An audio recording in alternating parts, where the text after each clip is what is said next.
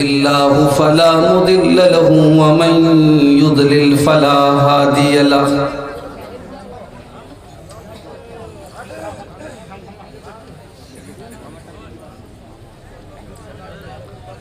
وأشهد أن لا إله إلا الله وحده لا شريك له وأشهد أن محمدًا عبده ورسوله يا أيها الذين آمنوا اتقوا الله حق تقاته ولا تموتن إلا وأنتم مسلمون يا أيها الناس اتقوا ربكم الذي خلقكم من نفس واحدة وخلق منها زوجها وبث منهما رجالا كثيرا ونساء واتقوا الله الذي تساءلون به والأرحام إن الله كان عليكم رقيبا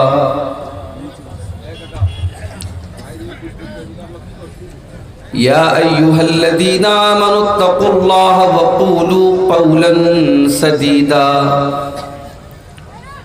يصلح لكم أعمالكم ويغفر لكم ذنوبكم ومن يطع الله ورسوله فقد فاز فوزا عظيما أما بعد فإن خير الحديث كتاب الله وخير الهدي هدي محمد صلى الله عليه وسلم وشر الأمور محدثاتها وكل محدثة بدعة وكل بدعة ضلالة وكل ضلالة في النار أعوذ بالله من الشيطان الرجيم بسم الله الرحمن الرحيم لقد جاءكم رسول من أنفسكم عزيز عليه ما عنتم حريص عليكم بالمؤمنين رؤوف رحيم صدر محترم ناظم اجلاس محترم بزرگوں نوجوان ساتھیوں ماں اور بہنوں پیارے بچوں آج کا یہ پروگرام کافی پہلے اس پروگرام کی تاریخ متعین ہوئی تھی اور اسحاق بھائی جو اس پروگرام کے ذمہ دار ہیں انہوں نے 1 سال پہلے ہی سے مجھ سے یہ وعدہ لیا تھا کہ مجھے آج کے اس پروگرام میں آنا ہے، مگر ہم سب جانتے ہیں کب کس کے ساتھ کیا حالات ہو جائیں کوئی نہیں جانتا، اور میری اپنی سچویشن یہ ہے کل رات میں گجرات کے واپی میں ایک پروگرام میں تھا، وہاں سے ٹرین پکڑ کر کے ممبئی آیا، صبح ممبئی کی فلائٹ سے بنارس سے سیدھے مدرسے کے بعد چونکہ آج کے اس پروگرام میں آنا تھا اور بنارس مغل سرائے سے صرف ایک ہی ٹرین تھی اس روٹ کی برہمپترا ایکسپریس، اس ٹرین کو پکڑنے کے لیے میں بائک سے اپنے مدرسے سے اسٹیشن کے لیے نکلا، 5 منٹ کی دیر ہو گئی اور ٹرین میری آنکھوں کے سامنے سے نکل گئی۔ اس کے بعد کوئی آپشن نہیں تھا، کوئی فلائٹ وغیرہ بھی نہیں تھی اور میں اسٹیشن ہی پر بیٹھا تھا۔ پھر یہ طے ہوا کہ اب ایک ہی راستہ ہے کہ وہاں سے میں 4 ویلر کے ذریعے کار کے ذریعے آؤں۔ گوگل پر میں نے چیک کیا 650 کلومیٹر کا سفر، اور گوگل کے مطابق 12 سے 13 گھنٹے لگ سکتے تھے۔ میں نے اللہ کا نام لے کر کے، چونکہ مسلسل سفر میں تھا، رات میں بھی 1-2 گھنٹہ ٹرین میں جو سویا ہوں اور اس کے بعد پھر یہ سفر کرنا تھا۔ اللہ کی توفیق سے مسلسل 12 گھنٹے سفر کرنے کے بعد تقریباً 2 بجے آپ کے سونا کوڑ کے علاقے میں پہنچا، اور یہ اللہ کا کرم ہے، اس کی توفیق ہے، اور آپ حضرات کی محبت ہے کہ اتنی رات کے باوجود آپ حضرات منتظر ہیں اور بیٹھے ہوئے ہیں۔ ہماری مائیں بہنیں بھی بہت ساری بیٹھی ہیں۔ اللہ تعالیٰ آپ سب کی، ہم سب کی حاضری کو قبول فرمائے، اور جو باتیں مجھ سے پہلے مقررین نے بیان کی اور جو باتیں میں بیان کرنے جا رہا ہوں، ان میں جو باتیں صحیح ہوں، جو قرآن و سنت کے مطابق ہوں، اللہ تعالیٰ ان باتوں کو ہم سب کو اس پر عمل کرنے کی توفیق عطا فرمائے، آمین۔ میرے بھائیوں، ہم اور آپ بڑے خوش نصیب ہیں۔ اللہ تعالیٰ نے ہم پر بہت بڑا کرم اور احسان یہ کیا کہ اس نے ہمیں اور آپ کو اپنے بے شمار نبیوں میں اپنے آخری نبی کا امتی بنایا۔ ہمیں اور آپ کو اللہ تعالیٰ نے مذہب اسلام کا پیروکار بنایا۔ دنیا میں آج لاکھوں مت ہیں، سمپردائے ہیں، مذہب ہیں، دھرم ہیں، ان کی اپنی اپنی اپاسنا اور پوجا کی پدھتی ہے، طریقے ہیں، مگر اللہ تعالیٰ نے ہمیں اور آپ کو اسلام سے نوازا، ہمیں اور آپ کو اللہ تعالیٰ نے توحید سے نوازا۔ یہ اللہ کی سب سے بڑی نعمت ہے، اور یہی وجہ ہے کہ قرآن مجید میں اللہ تبارک و تعالیٰ نے کسی اور چیز کے اوپر احسان نہیں جتایا، کسی اور چیز کا نام لے کر کے اللہ نے یہ نہیں کہا کہ میں نے یہ چیز تم کو دے کر کے تم پر احسان کیا ہے، لیکن اللہ تعالیٰ نے جب اپنے آخری نبی جناب محمد رسول اللہ صلی اللہ علیہ وسلم کو اس دھرتی پر بھیجا تو اللہ تعالیٰ نے اس کو اپنا بہت بڑا احسان قرار دیا۔ قرآن کے سورہ آل عمران میں اللہ نے فرمایا، لَقَدْ مَنَّ اللَّهُ عَلَى الْمُؤْمِنِينَ إِذْ بَعَثَ فِيهِمْ رَسُولًا مِّنْ أَنفُسِهِمْ يَتْلُو عَلَيْهِمْ آيَاتِهِ وَيُزَكِّيهِمْ وَيُعَلِّمُهُمُ الْكِتَابَ وَالْحِكْمَةَ۔ اے ایمان والو، اللہ تعالیٰ کا بہت بڑا احسان ہے تمہارے اوپر، بہت بڑا کرم ہے تمہارے اوپر۔ اس نے اپنے آخری نبی کو تمہارے اندر بھیجا، رسولا من انفسہم، اور ایسا رسول بھیجا جو تم ہی میں سے ہے۔ تم کھانا کھاتے ہو، میرا نبی بھی کھانا کھاتا ہے۔ تم بیمار ہوتے ہو، میرا نبی بھی بیمار ہوتا ہے۔ تمہیں دنیا کی ضرورتیں لاحق ہوتی ہیں، میرے نبی کو بھی دنیا کی ضرورتیں لاحق ہوتی ہیں۔ ہم نے ایسا نبی بھیجا جو تم ہی میں سے ہے، تاکہ تمہارے لیے وہ نبی آئیڈیل بن سکے، آدرش بن سکے، نمونہ بن سکے۔ یتلو علیہم آیاتی، اور اس نبی کا بہت بڑا احسان یہ کہ وہ قرآن کی آیتوں کو پڑھ پڑھ کے تم کو سناتے ہیں۔ اللہ نے اگر صرف قرآن کو اتارا ہوتا، قرآن کو تم پڑھ تو لیتے، مگر قرآن کو سمجھنے کے لیے پریکٹیکل ضرورت تھی۔ اللہ نے اپنے نبی کو پریکٹیکل کرنے کے لیے، قرآن کو سمجھانے کے لیے اپنے نبی کو بھیجا۔ وہ نبی قرآن کی تھیوری بھی پڑھاتے تھے، وہ قرآن کو پڑھ پڑھ کے سنایا بھی کرتے تھے، اور قرآن پر عمل کر کے بھی دکھایا کرتے تھے۔ وَيُزَكِّيهِمْ، اور وہ نبی تمہیں پوتر کرنے کے لیے، تمہیں پاک کرنے کے لیے، تمہیں صاف کرنے کے لیے آیا تھا۔ تمہارے اندر بہت ساری گندگیاں تھیں، تم شراب پیا کرتے تھے، تم زنا کیا کرتے تھے، تم مردار کھایا کرتے تھے، تم غیر اللہ کے آگے سر جھکایا کرتے تھے، تم اپنی سوتیلی ماں سے شادی تک کر لیا کرتے تھے، اپنی بیٹیوں کو قتل کر دیا کرتے تھے، اپنی عورتوں پر ظلم کیا کرتے تھے، تم جوا کھیلا کرتے تھے، تم حرام کھایا کرتے تھے۔ وَيُزَكِّيهِمْ، اس نبی نے آ کر کے تم کو پوتر کر دیا، تمہیں پاک کر دیا، تمہیں تمام گندگیوں سے نکالا۔ وَيُعَلِّمُهُمُ الْكِتَابَ وَالْحِكْمَةَ، اور اس نبی کا تیسرا کام یہ ہے، وہ نبی تمہارے لیے ٹیچر بن کر کے آئے، تمہیں تعلیم دینے کے لیے آئے، وہ قرآن کے ٹیچر بن کر کے آئے، وہ حدیث کے ٹیچر بن کر کے آئے۔ ہمارے نبی ٹیچر تھے، معلم تھے، آپ نے ہمیں کتاب و سنت کی تعلیم دی ہے۔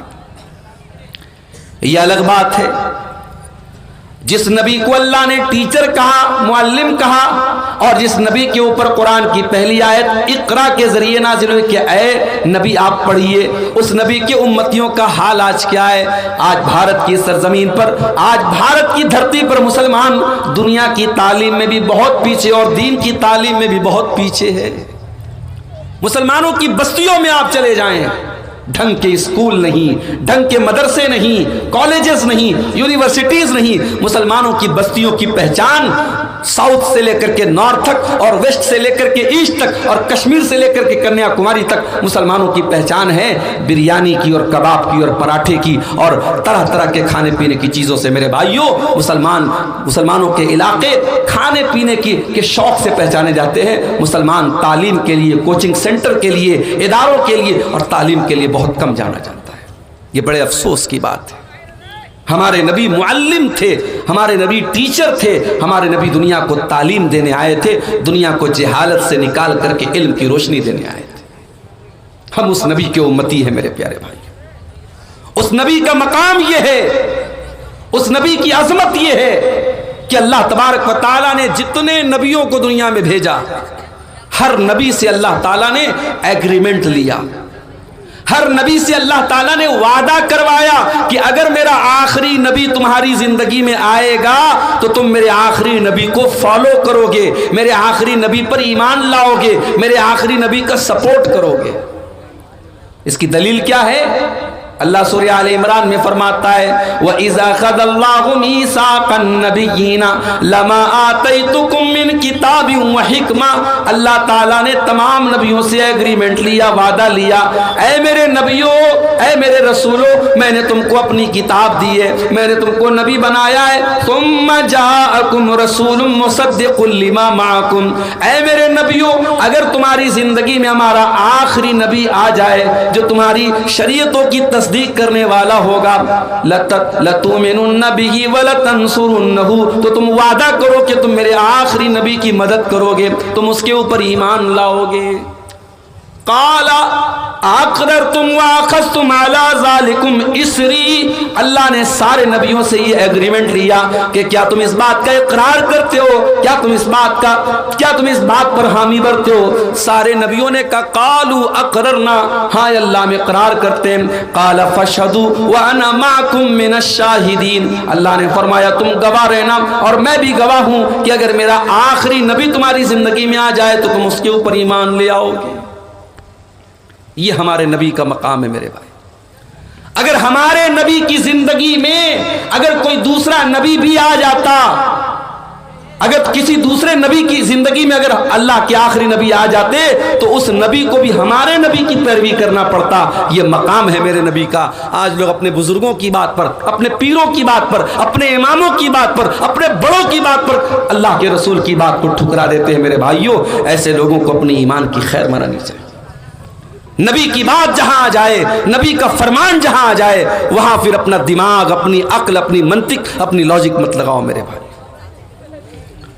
حضرت عمر فاروق کو دیکھیے، ایک مرتبہ حضرت عمر فاروق تورات کا ایک نسخہ لاتے ہیں اور اس کو اللہ کے نبی کے سامنے لا کر کے پڑھنے لگتے ہیں۔ اللہ کے نبی کا چہرہ غصے سے لال ہو جاتا ہے۔ ابو بکر صدیق کہتے ہیں کہ اے عمر، کیا تم اللہ کے نبی کا چہرہ نہیں دیکھ رہے ہو؟ دیکھو اللہ کے رسول کتنے غصے میں ہیں۔ حضرت عمر فاروق نے جب نبی کا چہرہ دیکھا، تورات کے اس نسخے کو زمین پر ڈال دیا اور فوراً ادب کے ساتھ کہنے لگے اعوذ باللہ من غضب اللہ، میں اللہ کی پناہ چاہتا ہوں اللہ کے غضب سے۔ رضیت باللہ ربا وبمحمد رسولا وبالاسلام دینا، میں اللہ کو اپنا رب مانتا ہوں، میں محمد کو اپنا رسول مانتا ہوں، میں اسلام کو اپنا دین مانتا ہوں۔ آپ نے فرمایا والذی نفس محمد بیدہ، اے عمر اس اللہ کی قسم جس کے ہاتھ میں محمد کی جان ہے، لو بدا لکم موسیٰ، اگر آج حضرت موسیٰ بھی زندہ ہو جائیں، اگر آج حضرت موسیٰ بھی آ جائیں اور تم مجھے چھوڑ کر کے موسیٰ علیہ السلام کی پیروی کرنے لگو، لزللتم عن سواء السبیل، تو تم سیدھے راستے سے بھٹک جاؤ گے، تم صراط مستقیم سے بھٹک جاؤ گے۔ پتہ یہ چلا کہ جب نبی کے رہتے ہوئے حضرت موسیٰ علیہ السلام جیسے پیغمبر کی نہیں چل سکتی تو کسی امتی کی کیسے چلے گی میرے بھائی؟ اس لیے بات نوٹ کر لو، کہ اللہ کے آخری نبی کے آنے کے بعد اب اگر کسی کو جنت میں جانا ہے، کسی کو اللہ کیا کامیاب ہونا ہے، اللہ کے جہنم سے بچنا ہے، تو اسے اللہ کے آخری نبی کا کلمہ پڑھنا پڑے گا اور آپ کے اوپر ایمان لانا پڑے گا۔ یہاں تک کہ اگر کوئی توحید کا قائل ہے، کوئی ایک اللہ کے آگے سر جھکاتا ہے، لیکن اگر وہ محمد رسول اللہ صلی اللہ علیہ وسلم کا کلمہ نہیں پڑھتا ہے تو وہ نجات نہیں پا سکتا ہے۔ ڈاکٹر ذاکر نائک نے ایک مرتبہ کسی تقریر میں کہا تھا کہ اگر کوئی توحید کا قائل ہے، کوئی لا الہ الا اللہ پڑھتا ہے اور محمد رسول اللہ نہیں پڑھتا ہے، تو ڈاکٹر ذاکر نائک صاحب نے کہا تھا کہ اس کی 99.99% امید تو یہی ہے کہ وہ جہنم میں جائے گا، مگر 0.1% گنجائش ہے کہ وہ جنت میں جائے گا۔ مگر قرآن و حدیث بتاتے ہیں کہ آخری نبی کے آ جانے کے بعد، جناب محمد رسول اللہ کے آ جانے کے بعد 0% بھی کسی کی گنجائش نہیں ہے کہ وہ اللہ تعالیٰ کے نجات پائے، جب تک وہ لا الہ الا اللہ کے ساتھ محمد رسول اللہ کا کلمہ نہ پڑھ لے۔ میرے پیارے بھائیوں، یہ عظمت ہے میرے نبی کی، اپنے رسول کی عظمت کو پہچانو میرے بھائی۔ ہم جانتے ہیں مسلمان خانہ کعبہ کی طرف نماز پڑھنے سے پہلے کدھر کی طرف منہ کر کے نماز پڑھتے تھے؟ بیت المقدس کی طرف۔ وہی بیت المقدس جو آج یہودیوں کے قبضے میں ہے، وہی بیت المقدس جہاں ہمارے مظلوم فلسطینی بھائیوں کو مارا جا رہا ہے، ان کے بچوں کو، ان کی عورتوں کو مارا جا رہا ہے، اسی بیت المقدس کی طرف چہرہ کر کے اللہ کے نبی نماز پڑھتے تھے۔ مگر آپ کے دل میں یہ تمنا تھی، آپ کا دل چاہتا تھا کہ اللہ تبارک و تعالیٰ خانہ کعبہ کو ہمارا قبلہ بنا دے، مسجد حرام کو ہمارا قبلہ بنا دے۔ اللہ کے نبی اپنی زبان سے یہ بات نہیں کہہ رہے، آپ کے دل میں یہ ارادہ ہے، آپ کے دل کی یہ خواہش ہے، آپ کی اچھا یہ ہے۔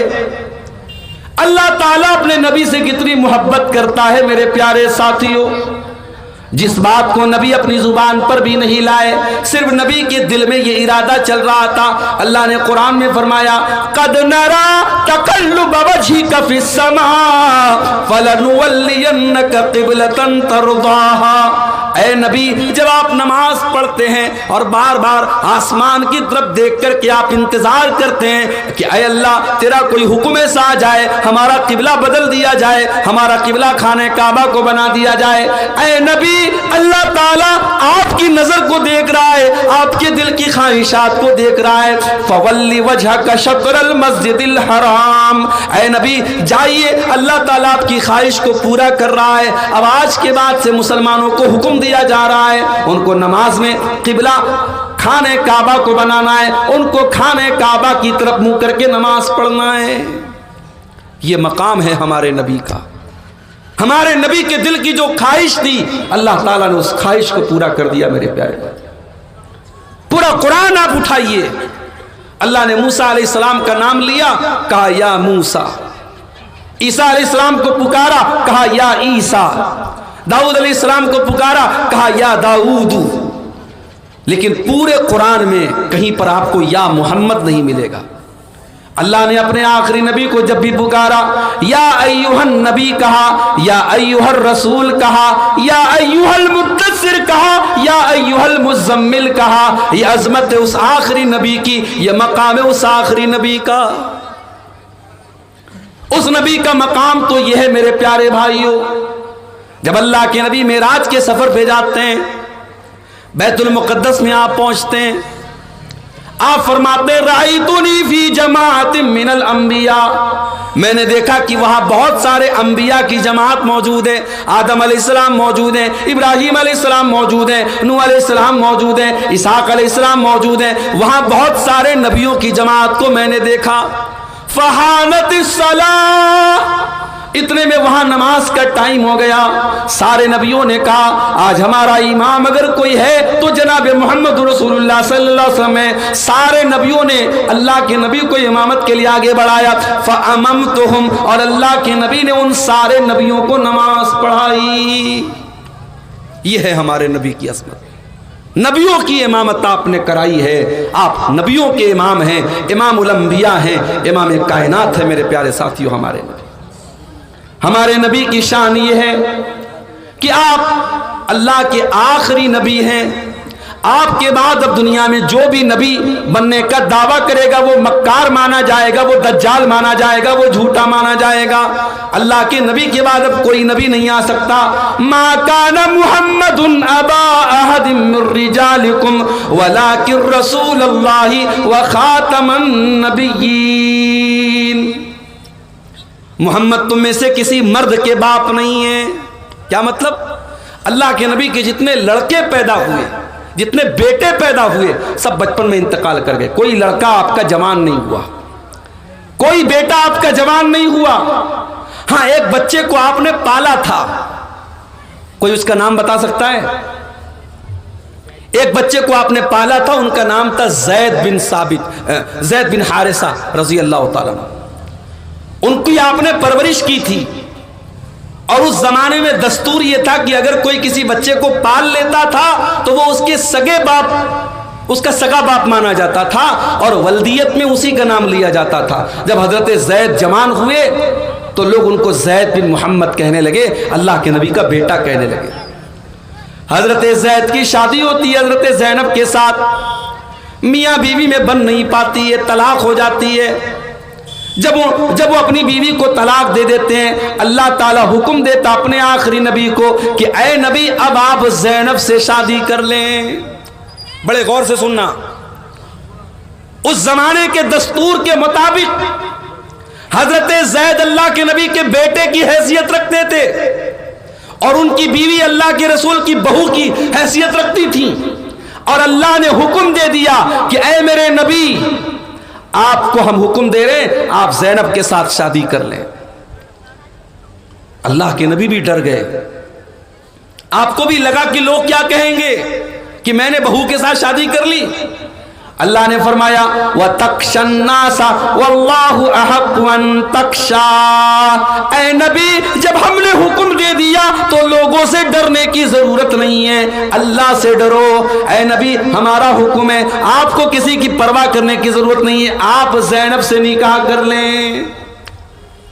اور دنیا نے یہ منظر دیکھا، اللہ کے نبی نے زینب رضی اللہ تعالیٰ عنہ سے نکاح کیا، یہودیوں نے، منافقوں نے بدتمیزی کرنا شروع کر دیا، کہا کہ صحابیوں نے اپنی بہو سے نکاح کر لیا، اپنے بیٹے کی مطلقہ سے نکاح کر لیا۔ اب اللہ تعالیٰ اپنے نبی کا ڈیفنس کر رہا ہے۔ پتہ یہ چلا کہ اگر کبھی تمہارے نبی پر کوئی کیچڑ اچھالے، تمہارے نبی پر کوئی اعتراض کرے، تمہارے نبی کو کوئی برا بھلا کہے، تو اپنے نبی کا